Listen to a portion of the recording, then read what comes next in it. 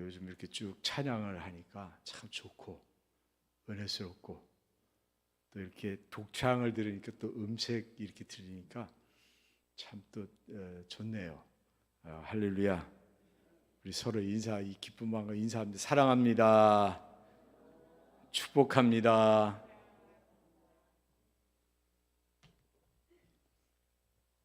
저희가 이제 다음 주에 추수감사 주일을 지키기 때문에 이제 한 해를 좀 돌아보는 그런 시간을 좀 갖자는 말씀을 이제 준비를 했습니다. 요즘 사람들이 이제 사는 것이 참 힘들다고도 하고, 또 이렇게 나가 보면 참 밖에 나오는 사람도 참 많아요. 보면 특히 양평은 주일 12시만 지나면 이제 차가 막히기 시작해서 올라가는 차가 그럴 정도로 이동이 참 많은 그런 계절이기도 합니다. 그래서 정말 힘든지, 힘든 것처럼 보이는 건지, 그냥 본인이 힘들게 느끼는 건지 모를 정도로 그렇게 시대는 다양하게 흘러가고 있습니다. 물어보면 다 그냥 그렇고 얘기합니다. 우리 그리스도인들 뭐라고 대답을 해야 될까요? 요즘 어떻습니까? 이렇게 하면은 행복합니다 해야 되는데, 그죠? 우리 그리스도인들 행복합니다 해야 되는데, 그 행복합니다라고 대답하기가 그리 쉽지 않은 세상에서 어떻게 하면 그렇게 행복해질 수 있을까 했을 때, 우리들에게 근본적 감사가 있으면 행복해지는 거예요. 할렐루야. 근본적 감사가 있으면 행복해지는 거예요. 나를 낳아주신 부모님이 근본적으로 감사하면 행복한 거예요. 근데 이제 그 근본적 감사에서 벗어나서 환경을 보면 힘들고 어렵고 짜증나고 불행한 것 같고 불평불만이 막 이렇게 쏟아지죠. 그래서 우리가 오늘 한 해를 돌아보면서 근본적 어떤 신앙적 감사는 뭐가 있는가라고 한번 돌아보면 좋겠습니다. 그 셰익스피어는 그 작품을 이렇게 할 때에 꼭 명언을 남깁니다. 주인공을 통해서 햄릿이라고 하는 거기 보면은 사는 자 죽느냐 이것이 문제다 그렇게 이제 나오잖아요. 그리고 리어 왕이라고는 보면 그 리어 왕이 이제 80이 정도 돼 가지고 세 딸에게 이제 지역을 이렇게 나눠주려고 이제 그들에게 이제 테스트를 합니다. 첫째 딸에게 야 너에게 나는 뭐냐 이렇게 물어보는 거죠.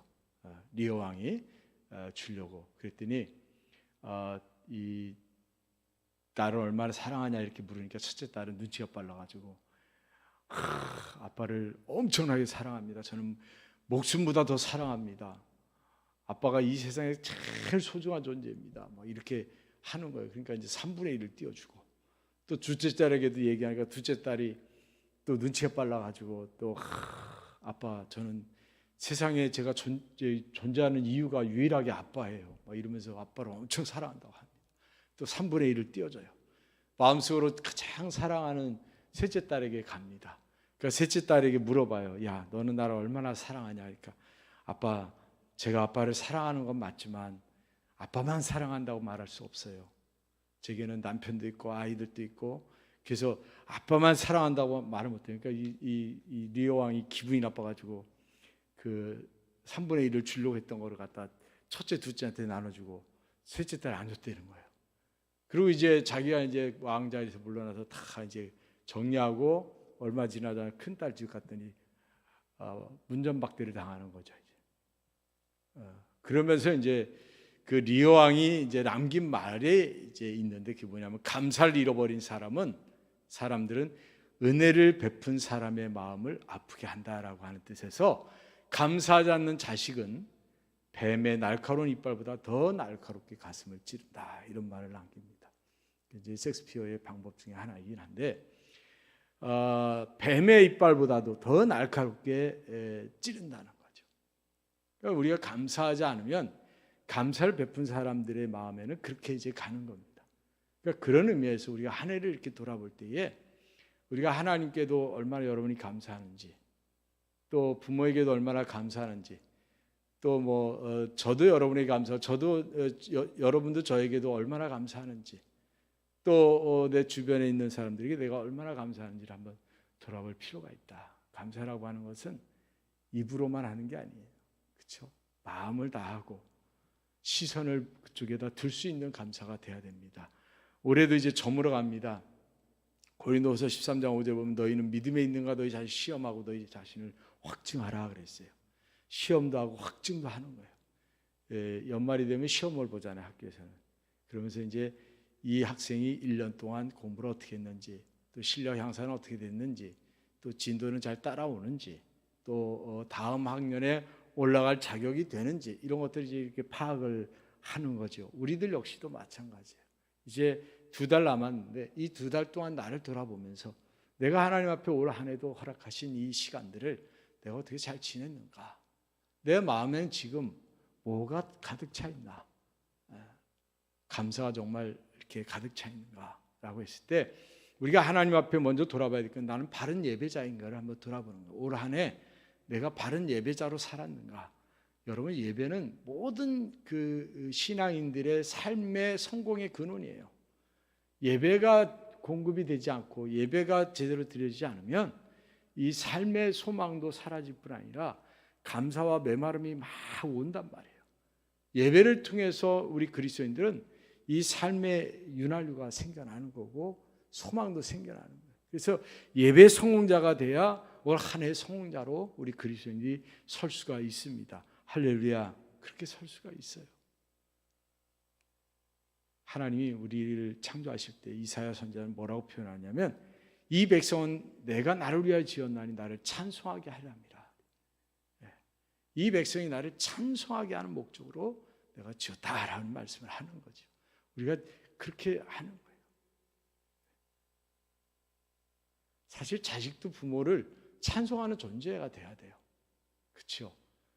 어디 감히 자식이 부모에게 불평불만하고 원망을 합니까? 그렇죠? 가만히 원리적으로 보면 제가 뭐 그 이상하게 얘기하는 게 아니라 원리적으로 볼 땐 그렇잖아요. 찬송하는 자가 돼야 돼요. 그런데 이렇게 부모를 무시하거나 막 하는 거는 개만도 못한 거예요. 그렇잖아요. 짐승들은 그렇게 하지만 사람은 그렇게 하지 않습니다. 하물며 우리의 창조자 되신 하나님 앞에 우리들이 하나님을 무시하는 삶이 아니라 하나님을 찬양하는 삶을 살아야 되는데 이건 좀 적극적인 표현입니다. 찬양은 적극적인 표현이에요. 그냥 묵묵하게 동참하는 게 아니라 찬양하는 삶을 사는 거예요. 찬양하는 삶. 예배는 그래서 내가 하나님 앞에 내 얼굴을 보이는 거예요. 예배는 내 마음을 보이는 것이고 내 인격을 보이는 것이고 내 삶을 보이는 게 예배고 궁극적으로 내 믿음을 하나님 앞에 보이는 거예요. 보이는 거예요. 하나님 보세요. 이렇게 보이는 거예요. 보이는 겁니다. 100번 전화하는 것보다 한 번 얼굴 보이는 게 좋잖아요. 우리들이 하나님 앞에 보인다라고 할 때 예배의 소중함이 거기에서 더 우리에게 다가올 줄로 믿습니다. 그 다음에 이제 하나님 앞에 우리들이 한 해 동안 제대로 드리고 살았느냐 했을 때 이 성경에서 말하는 중요한 열쇠가 있습니다. 열쇠가. 그 열쇠 첫째는 믿음의 열쇠예요. 믿음으로 여는 거예요. 신앙인은 믿음으로 천국을 엽니다. 할렐루야. 믿음으로 여는 거예요. 두 번째 열쇠는 기도의 열쇠가 있어요. 이제 그 보화를 내가 받을 수 있는 것, 하나님의 응답을 받고 내가 복된 삶을 살아갈 수 있는 비결이 기도에 있어요. 그 기도를 통해서 내가 하나님의 역사를 받아들이고 함께하는 거예요. 그 기도의 열쇠가 있고, 세 번째 순종의 열쇠가 있습니다. 말씀을 따라 우리가 살아가면서 순종을 통해서 하나님이 내게 주신 은혜를 내가 헤아리며 누리며 나누며 사는 거죠. 그 순종이 되지 않으면 참 어렵습니다. 그리고 이제 하나님 앞에 물질의 축복의 열쇠가 있습니다. 우리가 보통 뭐 교회 다니면 11조라고 그러는데 말라기의 말씀을 듣잖아요. 말라기의 말씀을 우리가 이렇게 들어서 하나님의 문을 열고 너에게 복을 쌓을 곳이 없도록 주시지 않는지 한번 테스트해봐라. 이렇게 이제 말씀을 하는데 우리들이 하나님 앞에서 드리는 물질에 대해서는 여러분이 종자와 같은 거예요. 종자와. 그러니까 어부의 종자씨는 뭐예요? 그물. 그렇죠? 배와 그물이에요. 예전에 보면 처마 밑에다가 종자를 달아놓습니다. 이게 문지방 올라가는데 이렇게 보면 그거는 아무리 배고파도 먹질 않습니다. 왜? 다음에 심어야 되니까. 종자는 건드리지 않는 거죠. 그래서 하나님의 것은 하나님 앞에 여러분들이 건드리지 않는 게 좋습니다. 건드려서 드리는 거는 이렇게 띄어서 뭐 이렇게 제대로 못하게 되면 마음이 일단 불편하잖아요. 뭔가. 그렇기 때문에 우리들이 하나님 앞에 한 해를 돌아보면서 감사하며 살아야 되는데, 자, 우리 옆 사람하고도 한번 인사하면서 한 해 동안 내 옆에 있어줘서 감사합니다. 부부가 많잖아요. 그러니까 한번 인사하세요. 가족이 많고 그러니까.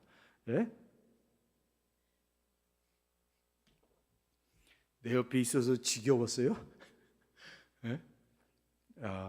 참 행복한 겁니다. 할렐루야. 있을 때 잘하세요. 있을 때 하나님이 내 옆에 있을 때 잘하세요. 할렐루야. 성경은 이제 복음서에 보면 옥합을 깬 여인이 나오잖아요. 그러니까 옥합을 딱 깼을 때, 비싼 옥합을 딱 깨는 순간에 제자들은 아우 아까워라 이렇게 생각을 했어요. 저거를 이렇게 쓰면 더 좋고 저거를 이렇게 쓰면 좋은데 그걸 다 쏟아버려. 이야, 저 귀한 가치를 이렇게 생각을 했단 말이에요. 근데 제가 느끼는 것은 이 여인은 예수님의 은혜가 얼마나 크면 그거를 깨는 것으로 그 표현을 했을까 싶은 거예요. 이 여인은 안 아까웠을까요? 그거를? 아까웠겠죠. 귀한 거니까. 여러분, 향유를 함부로 구할 수 없습니다. 옛날에는. 그게 이제 기름을 짜면 첫 번째, 두 번째, 세 번째 이렇게 짜는 순서대로 이 가치가 있고 용도가 있는데 그거를 그냥 막 살 수가 있는 게 아니에요. 신분에 따라 또 달라요. 그런데 그거를 귀하게 구해서 그거를 깰 때 이 여인은 그게 뭐 싸구려나 막 깬 게 아니잖아요. 그만큼 은혜가 큰 거였죠.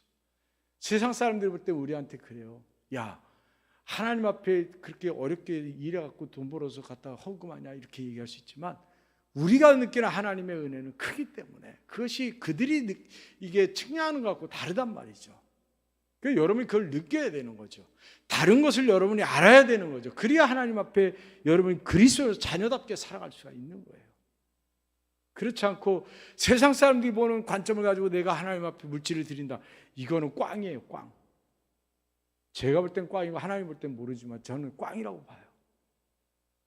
부모에게 내가 뭔가 은혜 보답하는데 10,000원 이렇게 계산하고 있으면 그게 됩니까 이게?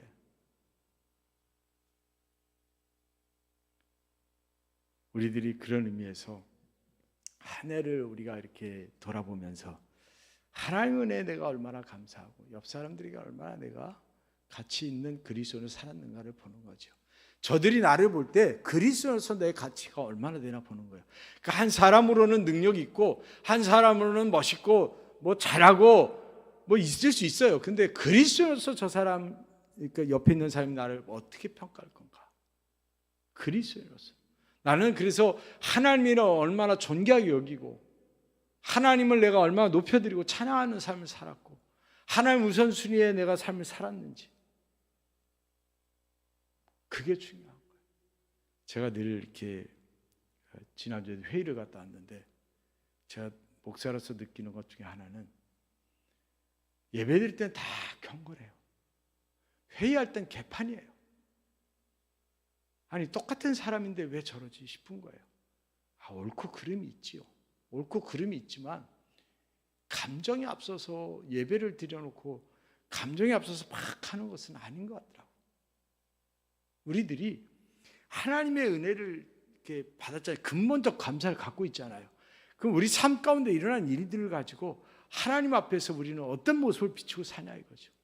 근본적 감사를 가진 자로 삶을 살자는 거죠.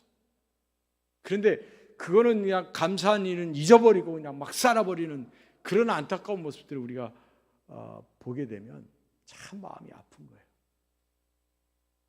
목사로, 장로로, 권사로, 집사로 살아가면서 성도로 살아가면서 분명히 성도이고 분명히 그리스도인인데 어디 가서는 더 개판인 모습이 보인다든지 더 사악한 모습을 보인다든지 이러면은 이게 우리가 하나님을 찬양하는 삶이 아니잖아요. 하나님을 높이는 삶이 아닌 거예요. 요즘은 사라진 말이지만 가문에 먹칠하지 말고 아버지 어머니 이름에 먹칠하지 마라, 이런 얘기들을 어렸을 때 듣고 살았습니다. 우리가 하나님의 이름을 올 한 해는 얼마나 여러분이 찬양하며 살았는지, 여러분을 통해서 하나님을 얼마나 전하고 살았는지를 돌아봤으면 좋겠습니다. 어거스틴은 고린도서 13장이 사랑장이라고 그러잖아요. 믿음, 소망, 사랑. 그 믿음, 소망, 사랑에 하나를 더 넣는다면 감사를 넣고 싶다는 거죠. 여러분은 무엇을 넣고 싶습니까? 정말 감사를 넣고 그렇게 중요하다고 생각하십니까? 여러분, 감사가 넘쳐나시기를 바랍니다. 근데 돈 베이커라는 목사님이 그런 말을 했대요. 감사요법이라는 책에서 감사는 환경을 변화시키지 못합니다. 그러나 태도를 변화시킵니다. 그런 말을 했대요. 무슨 말이냐면 감사한다고 해서 가난한 사람이 부자가 되지는 않는다는 거죠. 감사한다고 해서 장애를 가진 사람이 비장애인이 되지 않는다는 거죠. 감사를 한다고 해서 어떤 외모적인 컴플렉스가 있는 사람들이 그게 이렇게 막 변화되지 않는다는 거죠. 그런데 감사를 하게 되면 가난한 사람이 부유한 사람보다 더 행복하게 살아갈 수 있는 거죠. 감사하게 되면 장애인이 비장애인보다 더 행복하게 살아갈 수 있고,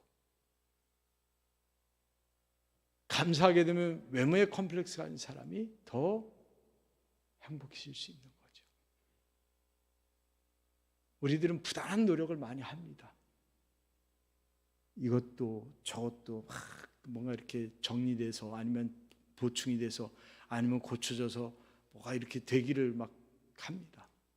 그러나 그건 인간이 할 수 있는 게 별로 없어요. 하나님의 은혜로 해야 되는데, 그 하나님의 은혜에 대한 이 죄사함에 대한 은혜가 내한테 딱 먼저 꽂히고, 그 감사의 조건들이 그냥 막 꼽아서가 아니라 그 감사의 마음이 쫙 있을 때에 이걸 통해서 내 삶을 바꿔가는 거예요. 얼굴도 환해지고 사람도 사랑받는 사람이 되는 것이고, 근심 걱정하면 피부도 안 좋아지잖아요. 기쁘고 즐거워봐요, 피부도 좋아지지. 그러면서 더 이뻐 보이고 더 사랑스러워 보이고.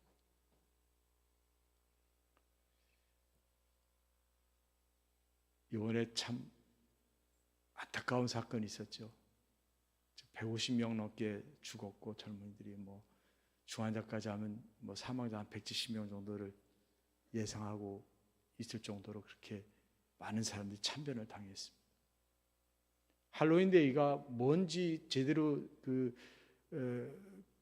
축제에 대한 것이 뭔지도 잘 모르는 상태일 수 있어요. 그 사람들은 그냥 상업적 목적에 의해서 만들어 놓은 축제 자리에 가서 그렇게 변을 당했죠. 참 얼마나 그 가족들이 하루아침에 이게 무슨, 그렇잖아요. 다 키워놨는데. 이제 원래 할로윈 데이 같은 경우는 어린이들의 축제입니다. 외국에서.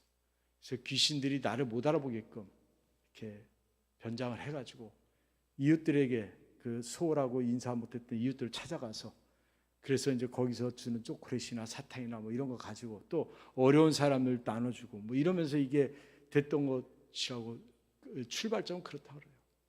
근데 지금은 뭐든지 들어오는 것들이 상업적으로 들어오다 보니까 이 본질적인 것은 사라지고 그냥 그 타이틀만 가지고 축제를 벌이는 거죠. 우리나라도 축제, 명절이 있잖아요. 추석이라든지 설이라든지 이런 명절들이 있잖아요. 그러면 그 명절을 불평하는 사람은 없어요. 그렇잖아요. 명절 자체를 불평하지는 않습니다. 그러나 이제 환경이 좀 어려우면 그 어려운 환경에서 좀 한탄도 하고 거기에 맞게 준비해서 즐겁고 기쁘게 어떻게든 지내려고 노력을 합니다. 우리가 하나님이 우리에게 정해주신 명절이 있어요. 맥주감사주나 추수감사주 같은 하나님의 존재를 깨닫게 하시는 명절이 있단 말이에요. 하나님 앞에 이 명절에는 영광을 돌려라 하시는 그 명절이 있는데, 내가 그리스도인이고 내가 하나님의 자녀인데 내가 그 명절을 즐거워하지 않으면 누가 즐거워하겠어요? 내가 그 명절 자체를 부정하거나 이러지 말자는 거죠. 그 명절에 내가 힘을 다해서 즐겁고 기쁘고 감사하면 되는 거예요. 우리들이 세상적인 생각을 갖고 들어오면 모든 게 다 계산이 되지만 은혜라고 하는 것과 감사라고 하는 것 단어를 가지고 내가 이렇게 시선을 갖고 보면은 다 기쁘고 즐거움이에요. 다 사랑스러움이에요. 할렐루야. 다 사랑스러움이에요. 지금은 왜 이렇게 하셨을까? 왜 이럴까라고 하지만 그게 지나고 나면 다 감사의 조건이 되는 거예요. 그래서 우리 인간은 짧은 소견이나 이 근시안적인 멀리 보지 못하는 그런 시선을 가지고 우리가 함부로 하나님을 판단하지 마시고 여러분에게 하나님 주신 것에 대해서 순종하고 감사하면서 기뻐하고 이 명절을 이 추수감사에 이제 다음 주에 하겠지만은 출발점은 두 가지입니다. 하나님께서 정해 주신 게 있고 또 이제 미국에서 청교도들에 의해서 시작된 추수감사가 있습니다. 근데 둘 다 중심은 뭐냐? 하나님이에요. 하나님께 감사하자는 거예요. 어려운 환경이든 뭐든 하나님께 감사하자는 거예요. 왜? 이 모든 게 다 하나님의 은혜이고 이 모든 게 다 하나님의 섭리 속에 왔다라고 하는 것을 그냥 인정하는 자녀의 자세, 그리스도의 자세로 돌아가자는 게 이 명절이라면 우리들이 하나님 앞에서 다음 주에 추수감사절도 여러분들이 여러분의 형편에서 기뻐하라는 거예요. 즐거워하라는 거예요. 그 다음 주에 오실 때는 보기만 해도 그냥 웃으시면서 인사하시길 바랍니다. 할렐루야. 얼마나 좋아요. 한 해의 농사를 다 내가 창고에 들이면서 얼마나 좋아요. 우리 민족 그랬잖아요. 예전에. 예?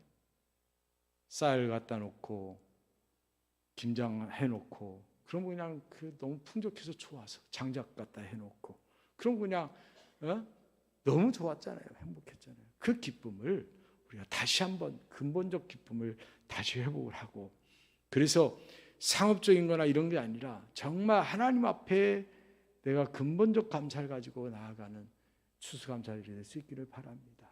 그리고 올 한 해도 이제 2달 남았는데 우리들이 매년 지나가는 이제 세월이긴 하지만 여러분 매년 지나다 보면 나이가 이제 먹기 시작합니다. 인지가 될 때가 있어요. 나이가. 그때는요. 1년 지나다 보면 감사하고 싶어도 못할 때가 와요. 버겁고 힘겹고 뭔가 내 손으로 할 수 없는 때가 와요. 여러분들이 이 주어진 시간 안에서 정말 여러분이 행복해지는 게 뭔가 또 내가 즐겁고 기쁘게 신앙사는 게 뭔가 이런 것들을 내가 그리스도인으로서 한번 돌아보시면서 올 한 해도 잘 마무리하시기를 주님의 이름으로 간절히 축원을 드립니다. 이 시간 우리 기도합니다. 내 모습